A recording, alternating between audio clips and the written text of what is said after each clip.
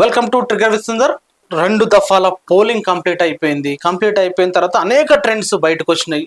ఆ ట్రెండ్స్లో కొన్ని ట్రెండ్స్ ఏం చెప్తున్నాయంటే బీజేపీకి నెగిటివ్ గాలి వీస్తుందని కొన్ని ట్రెండ్స్ చెప్తుంటే, కాదు 2 దఫాల్లోనూ బీజేపీ క్లీన్ స్వీప్ చేయబోతుందని చెప్పేసి ప్రధానమంత్రి మోడీ గారు ఈరోజు ప్రకటన చేసినారు. మరి రెండిట్లో వాస్తవం ఏంది? ఈరోజు మనతో మాట్లాడడానికి మన స్టూడియోకి వచ్చారు ప్రముఖ విశ్లేషకులు పిట్టల రవి గారు. ఆయనతో మాట్లాడదాం. నమస్తే అండి. నమస్తే అండి. మోడీ ప్రకటన చూసినారండి, స్టేట్మెంట్ చూశాను ఇప్పుడు. 2 దఫాల్లో మేము క్లీన్ స్వీప్ చేయబోతున్నాం, విద్వేష రాజకీయాలు చేసిన వాళ్ళకి ఓటమి తప్పదు. అవును, ఈ 2 కామెంట్లు వేసిండు. ఎట్లా చూడాలి? నరేంద్ర మోడీ పగటి కలలు కంటాడు. వాస్తవంగా ఇప్పుడు పగలే ఆయన కలగన్నది.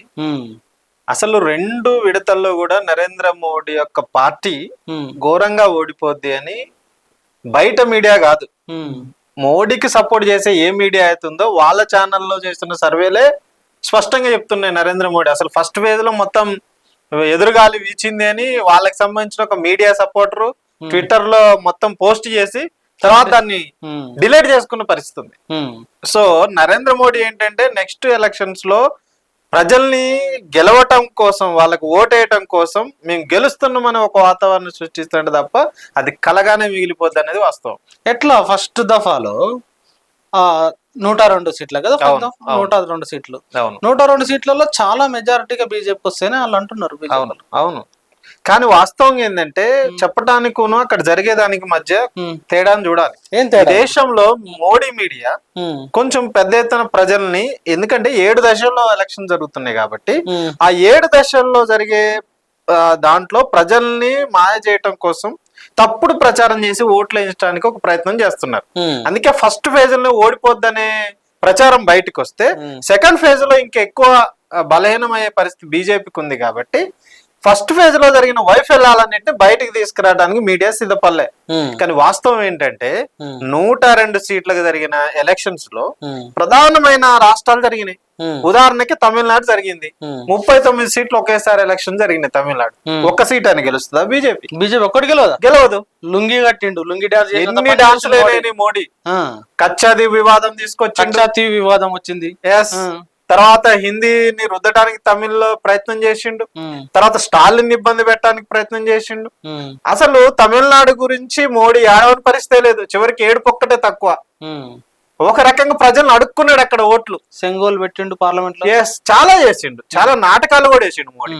కానీ విషయం ఏంటంటే ఆ 39 సీట్లలో ఒక్క సీటు కూడా మోడీ గెలవడని ఫస్ట్ ఫేజ్ ఎలక్షన్స్ తర్వాత మోడీకి అర్థమైపోయింది. మరి ఇప్పుడు మాట్లాడుతుండ తమిళనాడు ఇష్యూస్ గురించి. అంటే తమిళనాడు ఎలక్షన్స్ అయిపోయినాయి కాబట్టి ఇప్పుడు తమిళనాడు గురించి నరేంద్ర మోడీకి అవసరం లేదు. కాబట్టి తమిళనాడులో ఎక్కువ సీట్లు, అసలు ఒక్క సీటు గెలిచే పరిస్థితి లేదు. దాని తర్వాత మేజర్ గా రాజస్థాన్ జరిగింది. అక్కడ 25 సీట్లలో 12 సీట్లు రాజస్థాన్ ఫస్ట్ ఫేజ్ లో జరిగితే, ఇంత ముందు రాజస్థాన్ లో మొత్తం సీట్లలో బీజేపీనే ఉంది. కానీ ఇప్పుడు ఆ 12 సీట్లు గెలిచే పరిస్థితి లేదు. 12 గెలిచలేదు. ఎందుకంటే ఆ 12 సీట్లలో కాంగ్రెస్ మెజారిటీ సీట్లు గెలుస్తుందని అక్కడ సర్వేలు చెప్తున్నాయి. ఇప్పుడు జరిగే దాంట్లో కూడా రెండో ఫేజ్ లో కూడా రాజస్థాన్ లో జరిగే దాంట్లో కూడా ఎక్కువ శాతమే కాంగ్రెస్ గెలుస్తుందని సర్వేలు చెప్తున్నాయి. కాబట్టి నరేంద్ర మోడీ ఫస్ట్ ఫేజ్ లో యూపీ సంబంధించి కూడా చూసినప్పుడు 8 సీట్లు జరిగినాయి ఫస్ట్ ఫేజ్ లో. ఆ 8 సీట్లలో కూడా 8కి 8 నరేంద్ర మోడీ పార్టీనే ఉంది. సెట్టింగ్ సీట్లు అంటే 2019 ఎలక్షన్స్ లో. కానీ ఇప్పుడు ఆ 8 సీట్లలో కనీసం సగం సీట్లు పోయే పరిస్థితి. సో అలా చూసుకుంటే మనకి మహారాష్ట్ర, బీహారు, ఉత్తరప్రదేశ్, తర్వాత రాజస్థాన్, ఈ ప్రధానమైన రాష్ట్రాల్లో ఫస్ట్ ఫేజ్ లో జరిగిన 102 సీట్లకు సంబంధించి దీంట్లో సగం సీట్లు కూడా వచ్చే పరిస్థితి నరేంద్ర మోడీకి లేదు. కానీ నరేంద్ర మోడీ ఏం చెప్తుండు? నేను 400 సీట్లు గెలుస్తా అని చెప్తున్నాడు. మరి రెండో ఫేజ్ పరిస్థితి ఏంది? రెండో ఫేజ్ సంబంధించి కొంత ఇంట్రెస్టింగ్ మాట్లాడుకోవాలి. రెండో ఫేజ్ అసలు రెండో ఫేజ్ లో ఆధిపత్యం అనేది ఇండియా కూటమికే ఉంటది స్పష్టంగా. రెండో ఫేజ్ లో కూడా గారు మీకు ఒకవేళ మీకు ఇండియా కూటమి మీద ఏమైనా ప్రేమ ఉంటే అది దాచిపెట్టుకొని వాస్తవాలు మాట్లాడండి. నేను వాస్తవాలే మాట్లాడుతున్నా, నేను లెక్కలే మాట్లాడుతున్నా. లెక్కలు చెప్పండి. అసలు ఇప్పుడు జరిగిన రెండో ఫేజ్ లో 88 సీట్లకి ఎలక్షన్స్ జరిగినాయి. ఈ 88 సీట్లలో ప్రధానమైన రాష్ట్రాల్లో బాగా అంటే ఎక్కువ సీట్లు జరిగిన దాంట్లో కేరళ ఉంది. 20 సీట్లు కేరళ ఎలక్షన్ జరిగినాయి. నేను అంటున్నా కేరళ ఒక్క సీట్ అని గెలుస్తుంది. ఎక్కడ గెలుస్తారు నరేంద్ర మోడీ? అసలు కేరళలో ఇప్పటిదాకా కేరళలో ఓపెనింగ్ జరగలేదు. వాళ్ళు ఫోకస్ మామూలుగా పెట్టిరా ఈసారి కేరళ మామూలు కాదు. ఈ 4 నెలలుగా 5-6 సార్లు నరేంద్ర మోడీ, అమిత్ షా, బీజేపీ ప్రెసిడెంట్ కేరళ మొత్తం తిరిగారు. కేరళ సంస్కృతి మాదని చాటారు. ఒక రకంగా టూరిస్ట్ గా వెళ్ళేట్టు తిరుగుతారు కేరళకి, అట్లా తిరిగిండు ప్రధాని నరేంద్ర మోడీ. అయినా అక్కడ ఇప్పటికి ఒక్క సీటు గెలిచే పరిస్థితి, ఒక్క సీటు కూడా గెలదు. అక్కడ 2019 నుంచి ఒక అభ్యర్థి అటు వెళ్ళిండు, ఆయన గెలిచే అవకాశం ఉందని వాళ్ళు ఇప్పుడు 20 సీట్లలో 5 సీట్లు గెలుస్తామని ఒక ఆశ పెట్టుకున్నారు. 5 టార్గెట్. ఆ 5 టార్గెట్ లో గెలిచే అవకాశం లేదు. ఇప్పుడు రెండో ఫేజ్ లో కేరళ అయిపోయిన తర్వాత అక్కడ బీజేపీ ఖాతా తెరుస్తుందనే నమ్మకం అక్కడ లోకల్ బీజేపీకే లేదు. క్లియర్ గా అక్కడ వాయనాడులో రాహుల్ గాంధీ మీద అక్కడున్న బీజేపీ ప్రెసిడెంట్ పోటీ చేసిండు, అది గెలిచే పరిస్థితి లేదు. తర్వాత సురేష్ గోపి అని ఒక నటుడిని గతంలో పోటీ చేపించారు ఒక సీట్ లో, త్రిశూర్ లో. ఆ సురేష్ గోపి కూడా ఈసారి గెలిచే పరిస్థితులు, పోయినసారి ఎక్కువ ఓట్లు వచ్చినాయి ఆయనకి. వాళ్ళు ఎక్కువగా పోయినసారి 2019 ఎలక్షన్ లో తిరువనంతపురంలోనే ఎక్కువ సెకండ్ ప్లేస్ లో వచ్చింది బీజేపీ. కానీ ఇక్కడ శశి థరూర్ ఉన్నాడు ఈసారి. తర్వాత సిపిఐ క్యాండిడేట్ లెఫ్ట్ ఎల్డిఎఫ్ నుండి పోటీ చేస్తాను, లెఫ్ట్ పార్టీ సంబంధించిన ఆయన తీవ్రమైన పోటీ ఇస్తాడు. కాబట్టి ఇప్పుడు అక్కడ థర్డ్ ప్లేస్ కి పరిమితం అయ్యే పరిస్థితి అక్కడ ఉంది. అంటే కేరళ సంబంధించి పాలక్కాడ్ గాని మిగతా అనేక ప్రాంతాలు వాళ్ళు అనుకున్న 5 సీట్లలో కూడా గెలిచే అవకాశం లేదు. అంటే ఒక్క మాటలో చెప్పాలంటే కేరళలో లెఫ్ట్ పార్టీస్ ప్రధానంగా సిపిఎం నాయకత్వంలోని ఎల్డిఎఫ్, కాంగ్రెస్ నాయకత్వంలోని యూడిఎఫ్ మధ్యనే ప్రధాన పోటీ ఉంటది. పోయినసారి 20 సీట్లలో కాంగ్రెస్ 15 గెలిచింది, దాని మిత్రపక్షాలు 4 గెలిచి 19 సీట్లు వాళ్ళు గెలిస్తే సిపిఎం 1 సీటు గెలిచింది. కానీ ఇప్పుడు ఈసారి పెద్ద ఎత్తున ప్రచారం జరిగింది. అక్కడ బీజేపీ కాంగ్రెస్ కి, ఇండియా కూటమిలో ఉన్న కాంగ్రెస్ సిపిఎం మధ్య వార్ జరిగింది. వాస్తవంగా మాట్లాడుకోవాలంటే ఎలక్షన్స్ లో పినరయి విజయన్ సీఎం, తర్వాత అక్కడున్న కాంగ్రెస్ రాహుల్ గాంధీకి సంబంధించి వాయనాడులో పోటీ చేయటం మీద వివాదం నడిచింది, మాటల యుద్ధం కూడా నడిచింది. ఆ 2 పార్టీల మధ్య మాటల యుద్ధం నడిస్తే మేము గెలుస్తామని బీజేపీ ఆశపడ్డది. ఒక రకంగా నక్కెదురు చూసినట్టు చూసింది. కానీ ఇప్పుడు అక్కడ ఏం జరిగిందంటే అక్కడ స్పష్టంగా ఓటర్లు ఆ 2 పార్టీల మధ్యన ఓటేశారు. ఇప్పుడు అక్కడ చూసినప్పుడు ఈసారి లెఫ్ట్ కూడా ఎక్కువ శాతం సీట్లు వచ్చే అవకాశం ఉంది. అంటే పోయినసారి కాంగ్రెస్ కి వచ్చినన్ని సీట్లు ఇప్పుడు కాంగ్రెస్ తగ్గి లెఫ్ట్ కు పెరుగుతాయి. అయినా లెఫ్ట్ పెరిగినా ఖచ్చితంగా రేపు లెఫ్ట్ బీజేపీకి వ్యతిరేకంగానే ఉంటది. అంటే అది బీజేపీకి వ్యతిరేకమైన ఓటింగ్ నే చూడాలి. అక్కడ కాంగ్రెస్ గెలిచినా, సిపిఎం గెలిచినా అక్కడ బీజేపీకి వ్యతిరేక పవనాలుగా మనం చూడాల్సిన అవసరం ఉంది. తర్వాత మేజర్ గా ఉన్నది ఏంటంటే రాజస్థాన్ లో 13 సీట్లకి ఎలక్షన్ జరిగింది. ఫస్ట్ విడతలో రాజస్థాన్ లో జరిగింది. ఇప్పుడు జరిగిన దాంట్లో 2 విడతలు రాజస్థాన్ అయిపోయింది. రాజస్థాన్ లో ఎవరు అధికారంలో ఉన్నారు? వాస్తవంగా బీజేపీ అధికారంలో ఉంది, పవర్ లో. ఇప్పుడు రాజస్థాన్ లో గతంలో గెలిచిన సీట్లు 25 సీట్లు 26 సీట్లకి 25 సీట్లకి 25 సీట్లు గెలిచిన పరిస్థితి ఉంది. కానీ ఇప్పుడు గెలుస్తుందా బీజేపీ? ఇప్పుడు బీజేపీ సంబంధించి దాంట్లో 10 నుంచి 8 సీట్లు గెలుస్తాయని సర్వే రిపోర్ట్ చెప్తుంది. అంటే ఎక్కువ సీట్లు అక్కడ బీజేపీ కోల్పోయే అవకాశం ఉంది. దాని తర్వాత ప్రధానమైన రాష్ట్రాలు కర్ణాటక. మనకు తెలుసు కర్ణాటకలో యడ్యూరప్పని తీసుకొచ్చారు. తర్వాత అంతకుముందు మైసూరు ప్రాంతంలో మైనింగ్ డాన్ ని ఇప్పుడు మళ్ళీ పార్టీలో చేర్చుకున్నారు. రెడ్డి బ్రదర్స్ ని ఓబులాపురం మైనింగ్ సంబంధించిన దాంట్లో అంత మందిని చేర్చుకున్నా. అంటే ఎవరైతే పనికిరారని బీజేపీ తీసి పక్కన పెట్టిందో మళ్ళీ వాళ్ళని ఎంపీ ఎలక్షన్స్ లో గెలవటం కోసం తీసుకొచ్చి పెట్టుకున్నా గానీ కర్ణాటకలో ఇప్పుడు వాళ్ళు అనుకున్న సీట్లు గెలిచే అవకాశం లేదు.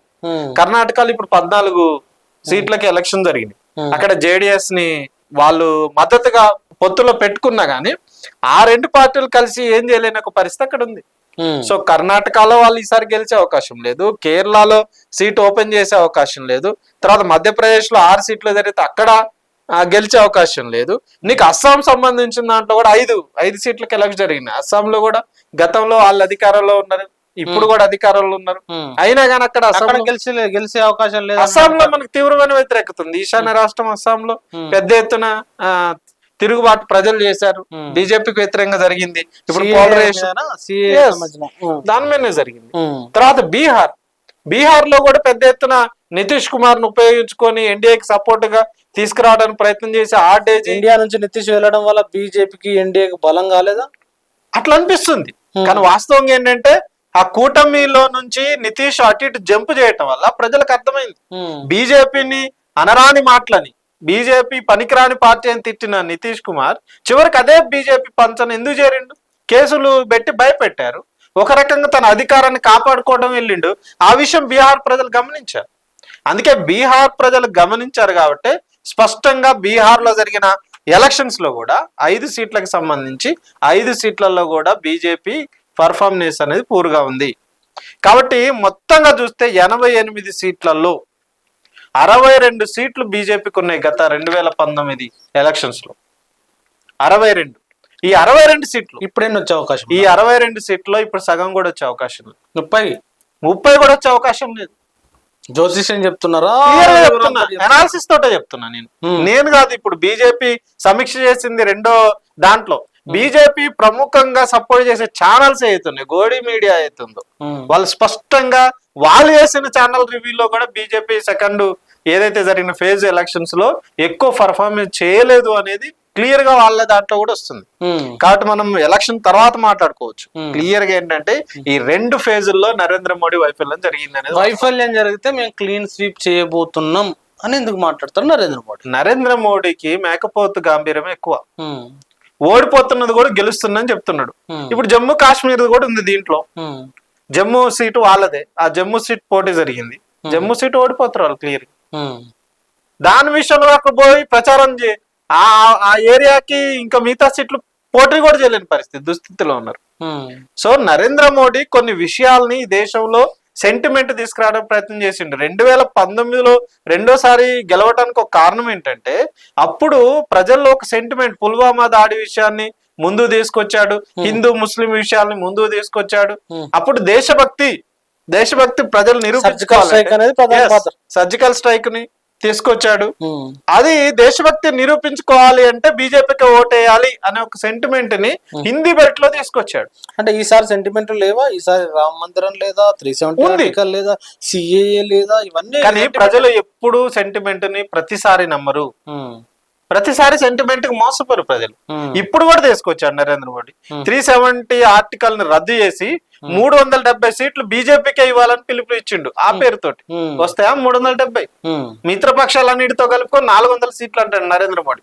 ఇప్పుడు రెండు విడతలు కలిపి 190 దాకా జరిగినాయి. సో ఈ 190లో నరేంద్ర మోడీ పర్ఫార్మెన్స్ ఎలా ఉంటది? ఎన్ని మార్కులు వేయచ్చు? ఎన్ని మార్కులు ఏముండదు దీంట్లో. సగం కూడా రావు. ఈజీగా సగం కూడా 50% కూడా రాదు. బెంచ్ మార్క్ దాటాడు నరేంద్ర మోడీ. 100 కూడా రావు. అంటే అర్థం ఏంటి అంటే ఈ 2 ఫేజుల్లోనే ఇండియా కూటమికి సంబంధించిన ప్రాంతీయ పార్టీలు బలంగా ఉన్నాయి. ఇప్పుడు ఆయన ఆశలు మొత్తం యూపీలో ఉన్నాయి, ఉత్తరప్రదేశ్ మీద ఉన్నాయి. కానీ ఉత్తరప్రదేశ్ లో కూడా సమాజ్వాదీ పార్టీ, కాంగ్రెస్, మిగతా పార్టీలకు సంబంధించి గట్టి పోటీ ఇస్తున్నాడు. అక్కడ ఒక ఆశ ఉన్నది, బిఎస్పీని బి టీమ్ గా మార్చుకొని. బిఎస్పీ సంబంధించిన చీల్చిన ఓట్లు బీజేపీకి సహకరిస్తాయి. అవును. At the same time MIM కూడా నిలబడ్డ సీట్లు ఓట్లు బీజేపీకి అవి అనుకూలిస్తే యాంటీ ఓట్లను చీల్స్తుంది. కాబట్టి అట్లా బయటపడతాం అనే దాంట్లో వాళ్ళు ఉన్నట్టు. ఎక్కువ సీట్లున్న ఉత్తరప్రదేశ్ సంబంధించి యోగి ఆదిత్యనాథ్ మీద తీవ్రమైన వ్యతిరేకత ఉంది. అయితే అక్కడ సంబంధించి last time BSP B team గా వ్యవహరించిందనే విషయం ప్రజలందరికీ అర్థమైంది. అది ఎంఐఎం పోటీ చేయటం వల్ల, బిఎస్పీ పోటీ చేసి ఓట్లు చిల్లుకోవటం వల్ల అక్కడ బీజేపీ గెలిచింది అనేది వాస్తవం. అది ప్రజలకు అర్థమైంది.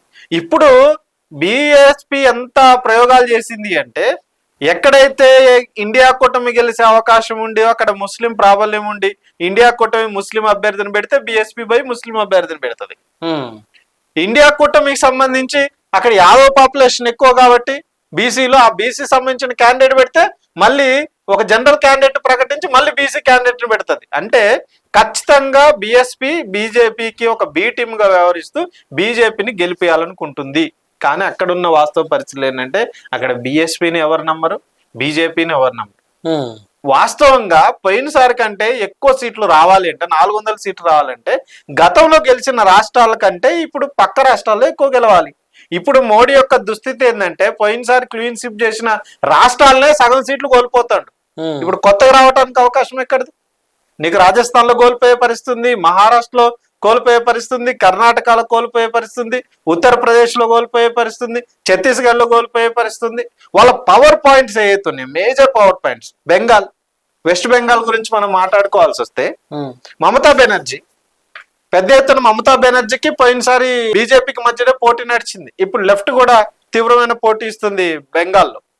అట్లాంటి బెంగాల్కి సంబంధించి పోయినసారి ఎక్కువ పార్లమెంట్ సీట్లు క్లియర్ గా బీజేపీనే గెలిచింది, కానీ ఈసారి బీజేపీ గెలిచే అవకాశం లేదు. ఎంత బీజేపీ నాటకాలు వేసిందంటే సిఏఏని పట్టుకొచ్చింది బెంగాల్ కోసం. బెంగాల్ సంబంధించిన దాంట్లో అక్కడున్న ప్రజలకి లోకల్లో సిటిజన్షిప్ ఇవ్వటం కోసం సిఏఏని పట్టుకొచ్చి అదొక చేసింది. ఆయన సిఏఏ ఈ రోజు సక్సెస్ ఫార్ములా కాలేదు. 317 పట్టుకొచ్చి ఒక సెంటిమెంట్ తీసుకొచ్చారు, సిఏఏని తీసుకొచ్చారు. ఇప్పుడు రామ మందిరం, అయోధ్య రామ మందిరం గురించి పెద్ద ఎత్తున ప్రచారం చేస్తున్నారు. వాస్తవంగా రాముడికి సంబంధించిన గుడులు దేశవ్యాప్తంగా చాలా ఉన్నాయి. అట్లాంటి దక్షిణ భారతదేశంలో భద్రాద్రి అనేది చాలా ఫేమస్ గుడి ఉంది. సహజంగా ప్రజలందరూ రామాలయ గుళ్ళు అన్ని ప్రాంతాల్లో కట్టుకుంటారు. ఇప్పుడు రామాలయం కట్టుకున్నారు, అయిపోయింది ఆ ఇష్యూ. కానీ రామాలయ ప్రాంతాల్లో ఉన్న పార్లమెంటు దాంట్లోనే చాలా మంది మా సమస్యలు ఏంటని అడుగుతున్నారు. కాబట్టి రామాలయం పేరుతోటి ఓట్లు అడగటానికి, రాముడి పేరుతోటి ఇప్పుడు భారతదేశ ప్రజలందరినీ ఫ్రీ టికెట్ వేసి ఆ రామాలయాన్ని తీసుకొచ్చి అయోధ్యను చూపించిండు నరేంద్ర మోడీ. ఎందుకు చూపించిండు? అందరికి అది చూపించి రాముడి పేరుతో ఓట్లు అడగాలనుకున్నారు. ప్రజలు అనిపించోలా? ప్రజలు అన్ని తెలిసిన వాళ్ళు, విజ్ఞతతో ఆలోచిస్తారు. కాబట్టి రాముడి పేరుతోటే నరేంద్ర మోడీ రాజకీయం చేస్తున్నారని అర్థం చేసుకున్నారు. కాబట్టి ఇప్పుడు బీజేపీకి సంబంధించిన నినాదాలు, బీజేపీ సెంటిమెంట్ వర్కౌట్ అయ్యే అవకాశం లేదు. ఇంకొక మాట అంటాడు నరేంద్ర మోడీ, ఒకవేళ ఇండియా కూటమి గెలిస్తే ప్రతి సంవత్సరం ఒక ప్రధానమంత్రి ఉంటాడు, 5 సంవత్సరాలకు ఒక 5 ప్రధానమంత్రులు ఉంటారని చెప్తున్నారు. ఇండియా కూటమి గెలిస్తే రాహుల్ గాంధీ గాని మిగతా వాళ్ళందరూ ప్రతి ఒక్కడు ప్రధానమంత్రి అంటారు. మాకైతే ఒకటే ప్రధానమంత్రి, దట్టు మోడీ అని చెప్పేసి బీజేపీ. నేను అడుగుతున్నా, మోడీ కూడా అదే కామెంట్. మెజారిటీ వస్తే నరేంద్ర మోడీ ప్రధానమంత్రి అవుతాడా? అదే కదా అలా ప్రచారం. కాడు. ఎందుకు అవుతాడు అనుకోవాలి? నరేంద్ర మోడీ అవుతాడని యోగి ఆదిత్యనాథ్ కూడా కావచ్చు. పోయినసారి చర్చ జరిగింది. అసలు బీజేపీ రాజ్యాంగం ప్రకారం ఏజ్ దాటిన వాళ్ళు రిటైర్మెంట్ కావాల్సిన పరిస్థితిలో ఉన్నాడు నరేంద్ర మోడీ. బీజేపీ రాజ్యాంగం ప్రకారం అంటే బీజేపీ ఏజ్ పెట్టుకుంది 70+ పెట్టుకున్నది. 70+. ఇప్పుడు అద్వానీని ఎందుకు పక్కన పెట్టారు? మురళీ మనోహర్ చూసినప్పుడు ఎందుకు పక్కన పెట్టారు? వీళ్ళందరినీ పక్కన పెట్టడానికి ఏజ్ ను వాడారు. నరేంద్ర మోడీకి ఏజ్ అయిపోలేదా? ఈ దేశానికి నరేంద్ర మోడీ నాయకత్వం అవసరమా? ఇప్పుడు బీజేపీకి సంబంధించి ఉత్తరప్రదేశ్ ఇష్యూ నడుస్తుంది. ఉత్తరప్రదేశ్ లో ఈసారి మెజారిటీ సీట్లు వస్తే యోగి ఆదిత్యనాథ్ నేనే ప్రధానమంత్రి అని రావచ్చు. చాలా మంది ఉన్నారు అట్లా బీజేపీకి సంబంధించిన లీడర్స్ ముందుకు రావడానికి. కాబట్టి నరేంద్ర మోడీ సింగిల్ నాయకత్వం, ఏక వ్యక్తి నాయకత్వం అనుకుంటున్నాం. కానీ నరేంద్ర మోడీ ఈసారి గెలిపించలేకపోతే, కనీసం 400 అంటున్నాడు కానీ కనీసం బెంచ్ మార్క్ కూడా రాకపోతే అధికారానికి వచ్చే పరిస్థితి లేదు. కానీ దగ్గరకు వచ్చి ఒక అంగు దాకా నరేంద్ర మోడీ వస్తే మాత్రం ఖచ్చితంగా నరేంద్ర మోడీ ప్రధాని కూడా బీజేపీ పార్టీని అంగీకరించదు, ఆర్ఎస్ఎస్ అంగీకరించదు. కాబట్టి మనం దాన్ని స్పష్టంగా చూడాల్సింది ఏంటంటే ఈ దేశానికి నరేంద్ర మోడీ ఏం చేసింది లేదు. అందుకే ప్రజలు ఈసారి సమస్యలను చూసే ఓటేయడానికి సిద్ధంగా ఉన్నారు. నిరుద్యోగం విషయం మీద నరేంద్ర మోడీకి వ్యతిరేకంగా ఉన్నారు. నల్లధనాన్ని తీసుకొస్తున్న నరేంద్ర మోడీ ఇచ్చిన వాగ్దానానికి వ్యతిరేకంగా ఉన్నారు. అదే సందర్భంలో మహిళల రక్షణ మీద, ఈ దేశంలో మహిళలకి రక్షణ లేకుండా పోయిందనే విషయంలో ఉన్నాడు. కేంద్ర ప్రభుత్వం రాష్ట్రాన్ని నిరంకుశ పాలన చేసుకొచ్చి గవర్నర్ల వ్యవస్థను ఉపయోగించుకొని వాళ్ళని సక్రమంగా పరిపాలించుకొని ఇబ్బంది పెట్టింది ప్రతిపక్ష పార్టీల యొక్క ప్రభుత్వాలు అనే దాంట్లో ఉన్నారు. తర్వాత ఈడీని, సిబిఐని, ఈ స్వతంత్ర సంస్థలన్నింటినీ కూడా వాళ్ళు పెద్ద ఎత్తున ఉపయోగించుకొని భయభాంతులు చేసి ప్రతిపక్ష లీడర్ల మీద ప్రయోగించి జైళ్ళకు పంపి వాళ్ళని కూడా పార్టీలు లేని వ్యవస్థ తీసుకురావడం నరేంద్ర మోడీ చేసిండు. అందుకే 2 ఫేజులలో తీవ్రమైన వ్యతిరేకత నరేంద్ర మోడీ వచ్చిండు. నరేంద్ర మోడీ కలలు కంటున్నట్టు ఈ 2 ఫేజుల్లో తనకు ఓట్లు వచ్చే అవకాశం లేదు, సీట్లు వచ్చే అవకాశం లేదు. బీజేపీ ఇప్పుడు ఈ 2 సీట్ల 2 టర్మ్స్ తర్వాత మిగతా 5 టర్మ్స్ ఉంటాయి. వీటి ప్రభావం బాట్ పైన ఎట్లా ఉండబోతుంది? అదే నరేంద్ర మోడీ భయం. ఎక్కువగా తన అధికారంలో ఉన్న రాష్ట్రాలు ఇప్పుడు ఎలక్షన్స్ జరిగినాయి. ఇప్పుడు ఈ ఎలక్షన్స్ లో కూడా నెగిటివ్ ఫీలింగ్ వస్తే ప్రజలు ఆ జరగబోయే దశలలో ఓటింగ్ ఎక్కువ వచ్చే అవకాశం లేదు. ఇంకా మిగిలిన దాంట్లో మేజర్ రాష్ట్రాలు బెంగాల్ రాష్ట్రం ఒకటి, యూపీఏ మిగిలింది నెక్స్ట్ ఫేజ్ లో జరిగేది. కాబట్టి ఆ 2 రాష్ట్రాలకు సంబంధించి ఎక్కువ సీట్లు నిలబెట్టుకోవడానికి మోడీ తాపత్రయం. అందుకే ఈ రకంగా ఒక పాజిటివ్ వాతావరణం ఉందని ప్రచారం చేయడానికి నరేంద్ర మోడీ చేస్తున్నాడు తప్ప, అదే గింట నిజంగానే క్లీన్ స్వీప్ చేస్తే నరేంద్ర మోడీ ఫస్ట్ ఫేజ్ అయిపోయిన తర్వాత విద్వేష ప్రసంగాలు ఎందుకు చేస్తాడు? ఈ దేశంలో సంపద కొద్ది మందికే డైరెక్ట్ చెప్పిండు, ముస్లింలకే సంపద దోచిపెడుతున్నారని చెప్పిండు. నరేంద్ర మోడీ విద్వేష వ్యాఖ్యలు చేయలేదా? అసలు ఇప్పుడు విద్వేష వ్యాఖ్యలు విద్వేష రాజకీయాలు చేసిన వాళ్ళను ప్రజలు ఓడిస్తారు, ఇంటికి పంపిస్తారని చెప్పి అవును మోడీ కరెక్టే చెప్పిండు. నరేంద్ర మోడీ ఓడిస్తున్నారు ప్రజలు. నరేంద్ర మోడీ చెప్పింది కరెక్టే, విద్వేష వ్యాఖ్యలు చేసిన వాళ్ళు ప్రజలు ఓడిస్తారు. కానీ ఎవరు విద్వేష వ్యాఖ్యలు చేశారు? నరేంద్ర మోడీ కదా చేసింది విద్వేష వ్యాఖ్యలు. మతాన్ని రెచ్చగొట్టిండు కదా, సంపద కొద్ది మందికే పంపిణీ చేస్తున్నాం అని చెప్పిండు కదా. కానీ రిజర్వేషన్ల విషయంలో కూడా చెప్తున్నాడు. ఎంత విచిత్రమైన నాటకం బీజేపీ ఆడుతుందంటే, ముస్లిం రిజర్వేషన్లు తీసేసాట, ఎస్సీ ఎస్టీ బీసీలకు ఆ రిజర్వేషన్లు పంపిణీ చేస్తున్నట. అసలు రిజర్వేషన్లకు బీజేపీ అనుకూలమా? రిజర్వేషన్లు తీసేయాలి, రాజ్యాంగం పోవాలి, దీని ప్లేస్ లో మన ధర్మ శాస్త్రమే అధికారంలోకి రావాలని ఆర్ఎస్ఎస్ బీజేపీ స్పష్టంగా చెప్తుంది. అట్లాంటి బీజేపీ పార్టీ ఇవాళ ఆర్ఎస్ఎస్ స్వయంగా రిజర్వేషన్ మీద అటు ఇటు మెత్తగా మాట్లాడటానికి ప్రయత్నం చేస్తుంది. అంటే ఎన్నికల కోసం ఏదైనా చేసే పరిస్థితుల్లోకి ఇప్పుడు ఆర్ఎస్ఎస్ కూడా వచ్చింది. ఇంత దిగజారిందంటే కారణం ఏంటంటే ప్రజా వ్యతిరేకత తీవ్ర స్థాయిలో ఉంది. నరేంద్ర మోడీ గెలిచే అవకాశం లేదు కాబట్టి ఇన్ని వేషాలు వేయాల్సిన పరిస్థితి వస్తుంది. థ్యాంక్ యూ వెరీ మచ్ పెట్టాలి. Thank you. ప్రజలారా విన్నారు కదా, 2 దఫాల పోలింగ్ ముగిసిన తర్వాత ఈ ట్రెండ్స్ ఎట్లున్నాయనే అంశాలని ముందుకు తీసుకొస్తూ అనేక రాష్ట్రాల సీట్ల పరిస్థితిని లెక్కలతో సహా పిట్టల రవి గారు వివరించే ప్రయత్నం చేశారు. మరోవైపు ఏమో మోడీ ఒక కీలకమైన ప్రకటన, 2 దశల్లోనూ స్వీప్ బీజేపీదే, విద్వేష వ్యాఖ్యలు చేసిన వాళ్ళను ఈ దేశం ఓడిస్తుందని చెప్పారు. మోడీ చెప్పిండు నేరుగా.